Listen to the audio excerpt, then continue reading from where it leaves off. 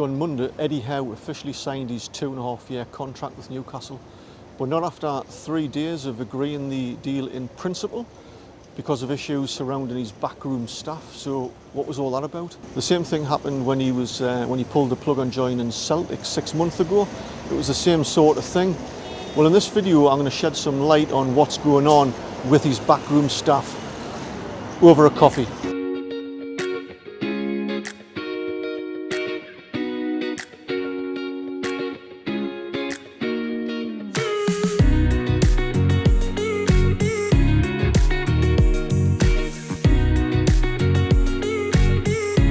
Hello, my name's Eddie, welcome to my channel Tyneside Life, and today I thought for videos like this, get out the house and try some interesting places in Newcastle. So I'm filming this video at a cafe at the end of Pink Lane called the Pink Lane Coffee. I've never been in here before, but I understand it's a specialist coffee shop. It also does sandwiches and some vegetarian food as well. I should clarify though that I'm not being sponsored by the cafe in any way. There's a really nice feel about the place. It's quite relaxing. I'm having a nice flat white. That is a really good coffee. No, I'm no coffee connoisseur, but if you are, I would definitely recommend getting yourself down here or getting yourself down with your partner. Really cool place. So let's get into the subject matter of Eddie Howe and his backroom staff. It's really quite interesting. So most of you will know quite a bit about Eddie Howe now. There's no secret, he's meticulous and thorough in his coaching tactics. He's big on analysis and data. He, for example, always monitors how far a player's running during a game, and he expects his team to run further than the other team. So if you're not pulling your weight, you are cast aside. John Joe Shelby. So the players are really going to have to buck up and work hard under Eddie Howe. He's also very hands-on and one-to-one with the young players and bringing them on. He'll even help them with personal issues outside of football, which is great. But my understanding is he doesn't suffer fools gladly. So if you're taking the mickey, you'll know about it. So I think we can be rest assured that training under Eddie Howe is going to be really quite intense. So Eddie Howe's right-hand man is Jason Tindle, and he was the guy sat on Eddie Howe's right during the Brighton match when they were sat next to Amanda Staveley.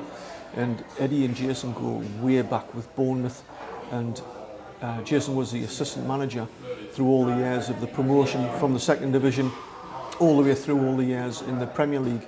So Eddie and Jason, are clearly really very close professionally, and they're probably best mates as well.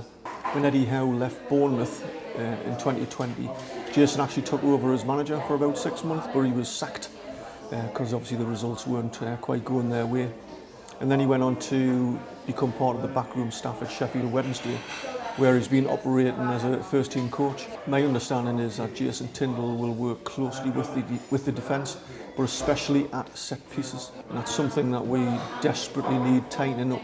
Next we'll have Stephen Purchase, and like Jason Tindle, he spent a lot of years playing for Bournemouth, and he's a centre-back by trade, so he's played alongside Eddie Howe, but he had a bad leg break around about 2013, 2014, but eventually got over that, and he became part of the coaching staff under Eddie Howe for Bournemouth in 2017. His coaching style is described as meticulous, but he's also got very high standards, and he's kind, apparently. Jonathan Woodgate, who he worked with very briefly at Bournemouth, describes him as a very, very impressive coach. Described as a highly technical coach, he's been out of work since June when Scott Parker took over Bournemouth. Another one of his backroom staff is Simon Weatherstone, and he's also described as a meticulous coach, and he joined Eddie Howe's coaching staff in 2014, so they go back a long time as well. Apparently he's quite an enigmatic and infectious character, so apparently he's going to be really quite popular on the training field. Dan Hodges is also going to be joining us from Bournemouth, and he's the equivalent of the head of sports science, so it's going to be his responsibility to get the optimum levels of fitness out of our players. And of course there's Graham Jones, and I don't really know where Graham Jones is going to fit in here, and personally Graham Jones is an excellent coach. He's highly regarded around the world at the highest level. I'm not so sure about his abilities as a manager yet, but certainly as a coach he's excellent. But with Jason Tindle as Eddie Howe's right-hand man, I'm not entirely sure where Graham Jones fits in. And I think there might have been some issues because Amanda Staveley's obviously promised him some role on the coaching staff at Newcastle United. I hope it works out, obviously, but I am a bit worried that we might have too many cooks spoiling the broth with this arrangement, but we'll see how it goes. So it seems clear to me that when you look at Eddie Howe isn't a one-man show. It's not all about him. Eddie Howe is a package of 4 or 5 other backroom staff. And 6 months ago, he agreed on principle to join Celtic. And it dragged out for quite a few weeks, but eventually Eddie Howe pulled the plug on that because he couldn't get 1 or 2 of his backroom staff to come up to Glasgow. That's how important it is for Eddie Howe. If he can't get his backroom staff with him, then there's no Eddie Howe. I suspect that's exactly what happened with Newcastle when he agreed in principle to come to the club. He's clearly very keen to join a club like Newcastle and to do well. He's a young and progressive and ambitious manager.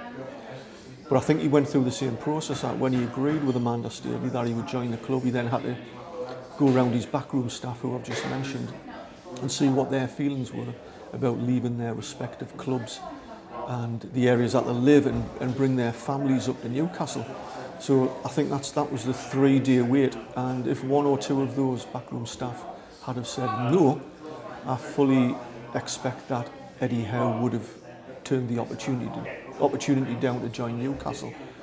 Some of you might say, well, God, we're the richest club in the world, you know, whatever that means, but everybody should be chomping at the bit and salivating to join Newcastle. But I don't think that's entirely true. You know, most managers and coaches these days have people that they need around them who they work with for a long time and trust implicitly and clearly with the working relationships that Eddie's had with his backroom staff for years and years. You know, they're almost like a family. They're a package.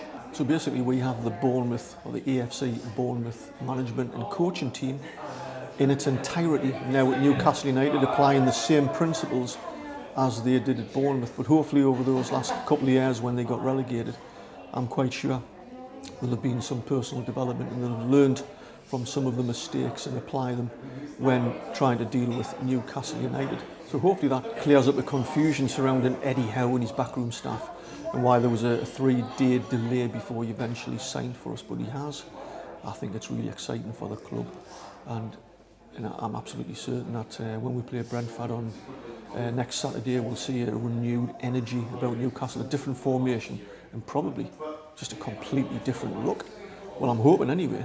Let me know what you think in the comments below about Eddie Howe and his backroom staff and what you think you're going to see going forwards. And if you like this video and you'd like to see more and to be notified every time I release a new video, hit that subscribe button, give us a thumbs up if you like the video, and I'll catch you next time. If you'd like to see more videos like this and be notified the moment I release the next one, make sure you hit the subscribe button.